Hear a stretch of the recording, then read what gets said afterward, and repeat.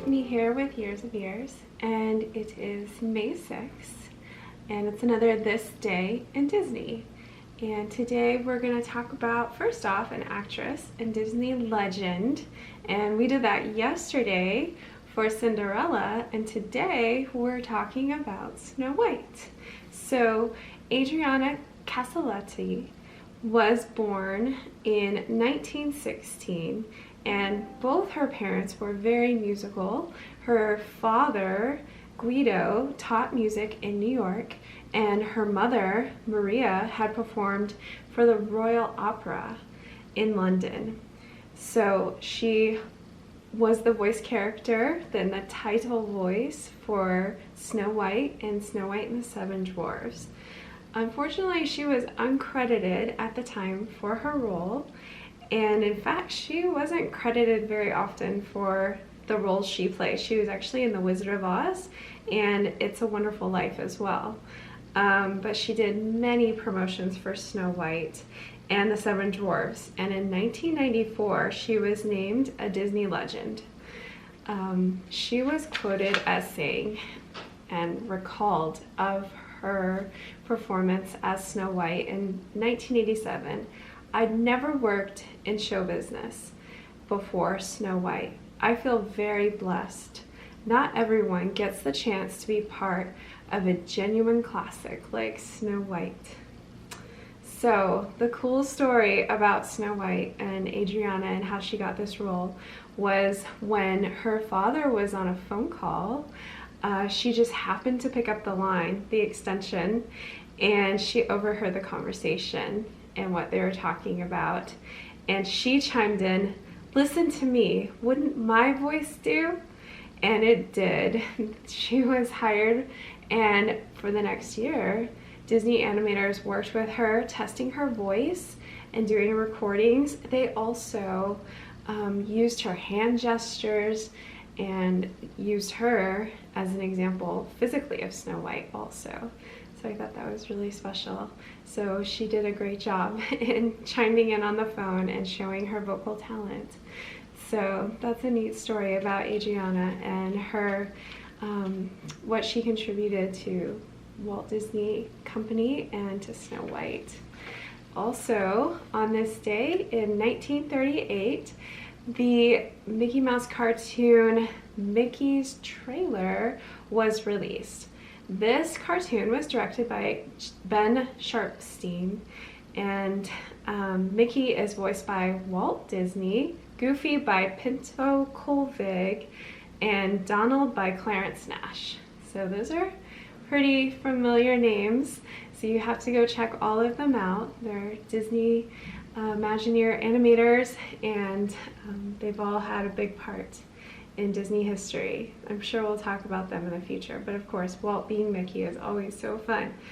Also, I did check it out on Disney Plus, and it's really adorable.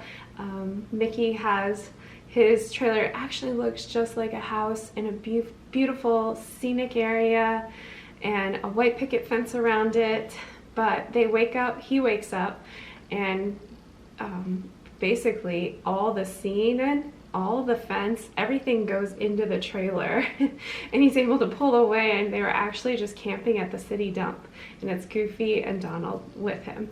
So I thought that was really funny. They could camp anywhere with the way this trailer worked. I don't think there's a trailer been built like it that lays down the scenery as well. But the short is so cute because they end up kind of on another roller coaster ride and part of it through the mountains. So you're gonna have to check it out. There's some real funny things, and of course the old scene, I think this has happened a couple times, where someone's supposed to be driving but they all end up in the trailer because Goofy was supposed to be driving and they're all eating, and then they realize that they're about to fall off a mountain and Goofy better get out there and start driving again. So I feel like that's been played out in other cartoons and movies as well. It was kind of funny. But I remember this because we went to Colorado and we went to Pikes Peak.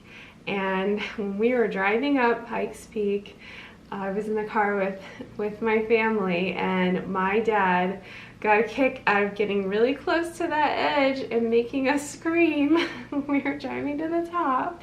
But he was just one of those kind of guys. I'm definitely one of those kind of girls that would have stayed next to the edge of safety. But we had a lot of fun. So it's a great short, and you should go check it out when you get a chance. And then also on this day in Disney history, in 1988, the Norway Pavilion at EPCOT World Showcase had its soft opening, which was located between the Mexican and Chinese pavilions. And this pavilion is designed to look like a Norwegian village, with the centerpiece being the Stave Church. Its main restaurant is Akershus, and it has interconnecting shops decorated with trolls, and then the Kringla Bakeri. And in July of the same year, 1988, Maelstrom, it's opened, which was its main ride feature in Norway until in 2016, when Frozen Ever After opened in June. So a few things about my feelings on Norway Pavilion, or our family's feelings. We love Akershus. We've been there, well, only once, but we have been dreaming about going back because we really enjoyed it. We had a lot of fun. We love the princesses there. It's a totally different character dining experience than in any other of the character dining restaurants. It just has a different feel. The whole atmosphere is different. You do feel like you're in a foreign country, as well as getting to meet the princesses. So the food is really interesting, and we enjoyed it. We found it appetizing and good. We've also been to the bakery there. We love all the treats, and of course we were there for the frozen treats that they had last fall, and that was really fun too. And the cast members working there are so sweet and so excited to talk about their home country, and especially in the bakery. We had a lot of fun chatting with them and learning some things as well. Of course, Maelstrom, we did ride that many times. I really enjoyed it. I thought it was a fun ride. I really enjoyed how you would go backwards, and I forgot to check the POV on it again, because in my memory the wall behind you opens up and overlooks the Norway Pavilion, and then you move forward. Anyway, it doesn't happen that way on Frozen Ever After, but of course now it's Frozen Ever After, which is just as fun, a lot of fun. I know when they had Maelstrom and you had to go through and sit down and watch that movie afterwards. Of course, the first few times it's great, but then after a while, I'm pretty sure people just walked through because they were tired of it.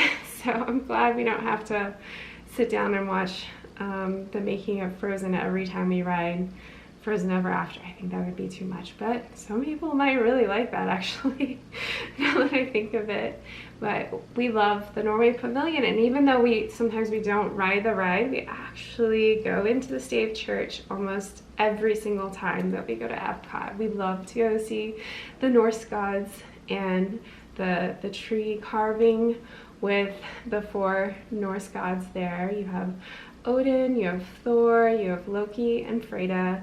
And I love how Freyja is facing there's another display of the seers, and I thought that was really interesting, and I wondered if it had any point to her in history and her being able to have, like, seeing into the future or whatnot. I have no idea. I haven't studied that history enough to know, but we love going in there. I love the carving, and I really need to study up on who is behind that, because I'm sure someone really talented and artistic carved the Norse gods tree in the Stave Church. So anyway, I love the Norway Pavilion, and all the pavilions, they're so fun, and the detail and theming that the Imagineers took to make those pavilions make you feel like you're in those countries is so well appreciated by many people, and myself included. So that is this day in Disney history, and go check out Mickey's trailer. It'll only take you like 10 minutes. It's a lot of fun, and go look and see what you can find today in Disney history, or any history, because you know, many great things from the past inspire the future. And we'll see you next time. Bye.